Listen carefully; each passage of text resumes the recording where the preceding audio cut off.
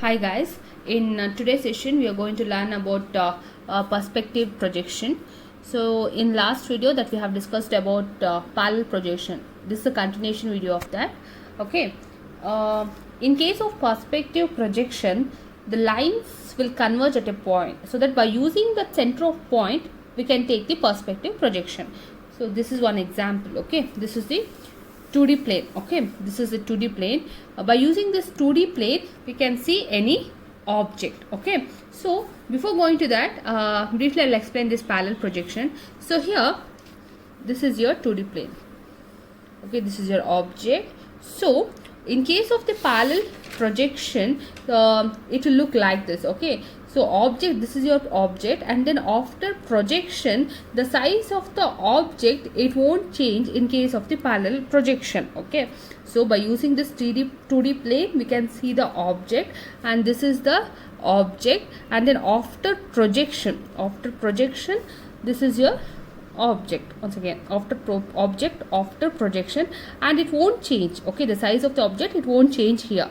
Okay, but in case of the perspective projection, the line, it will converge at a point. So this is your perspective projection, and this is your 2D plane, this is your object. Okay, so here the line, it will converge at a particular point, and this point we can call it as a center of projection, and by using the center of projection we can take the perspective projection. That's it. Okay, so here this is your object, and by using this 2D plane we can see this, we can get the projection. Okay, so after projection, here the size of the object, it vary. It means here the size of the object is less as compared to that of original object size. So here after projection, in case of perspective, so the size of the object is going to be varied. It means it's going to be decreased. Suppose the object is placed towards the 2D plane, then after the projection the size of the object, it's not going to be varied more. But in case of the previous one, the size of the object, it's going to be decreased. But here if the object is placed towards the 2D plane, it's not going to be varied. After projection the object size is not going to be varied more. Okay, so the next thing is that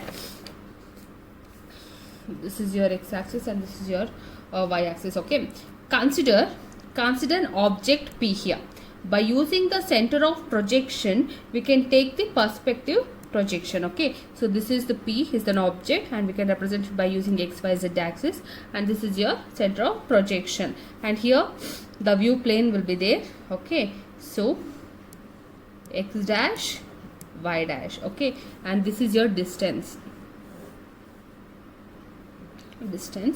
So x dash, y dash, and then d, and this is your x-axis.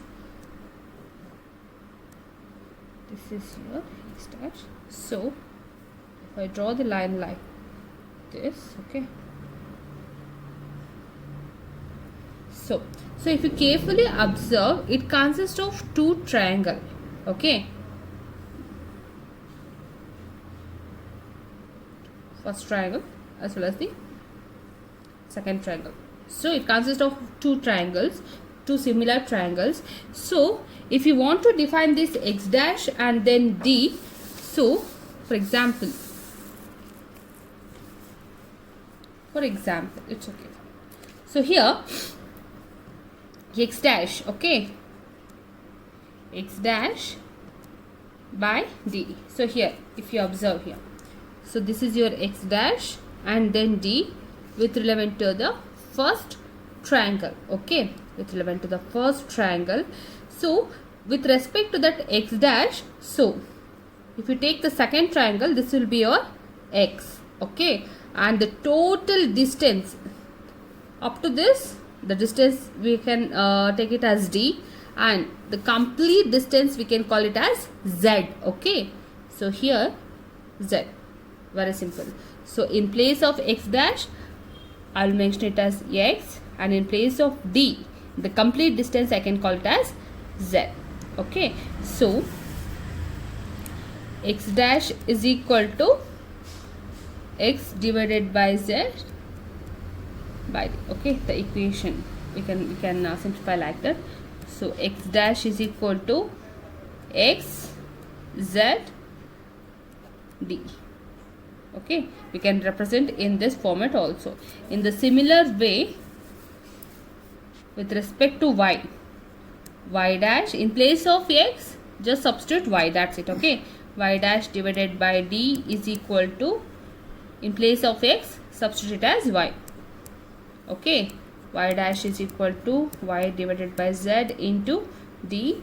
So y dash is equal to y divided by z cross d. So z dash is equal to z. So this is your final value. So if you want to represent in a matrix form, so the matrix representation of a perspective projection is, matrix representation of a perspective projection is 1 0 0 0 1 0 0 0 0 1 0 0 0 1 divided by d 0. Okay, so this is the matrix representation. So x dash, y dash, z dash, this one will be z divided by t. Okay, x dash, y dash, z dash, z divided by d is equal to 1 0 0 0 0 1 0 0 0 0 1 0 0 0 1 divided by d 0. So this row represents the x, y, z. For the homogeneous variable, I will place it as 1. Okay, very simple. So the final value is x dash, y dash, z dash as it is. Okay, z divided by d is equal to row into column. So 1 into x, 0 into y, 0 into z, 0 into 1. So everything is 0. So in the same way, 1 into y, 1 into z. So next here. Okay, so 1 by d. So that is 1 divided by. Okay, so right.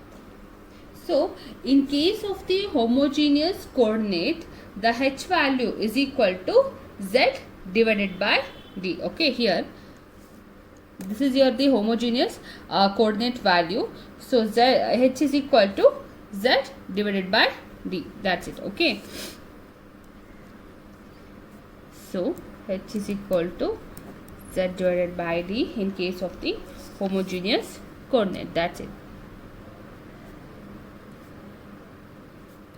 Coordinate. Okay, so x is equal to h. Okay, so homogeneous form, that's why I will represent it as h. So here x dash, so x dash is equal to h, the value of h is z divided by d. So substitute as it is. So x dash is equal to x h z divided by d in case of the homogeneous representation. So in the same way, y dash is equal to y z divided by d in case of the homogeneous representation. Okay, so h means homogeneous representation. So x dash is equal to x divided by z divided by d, and y dash is equal to y divided by z divided by d. So this is the matrix representation of perspective projection. Okay, and the next important concept is vanishing point. Okay, so consider this is an object. This will represent your edges. Okay, it will represent your edges.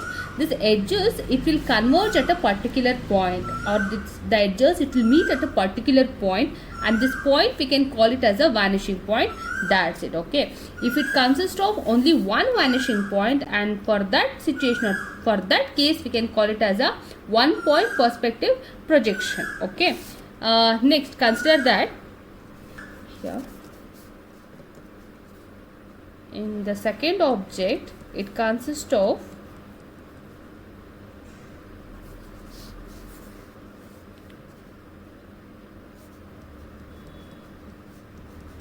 so here in case of second object it consists of 2 points, 2 vanishing point. Okay, so for that case we can call it as a 2 point perspective projection. And this object, if it consists of only a single point, then we can call it as a 1 point perspective projection. Okay, and the next example is that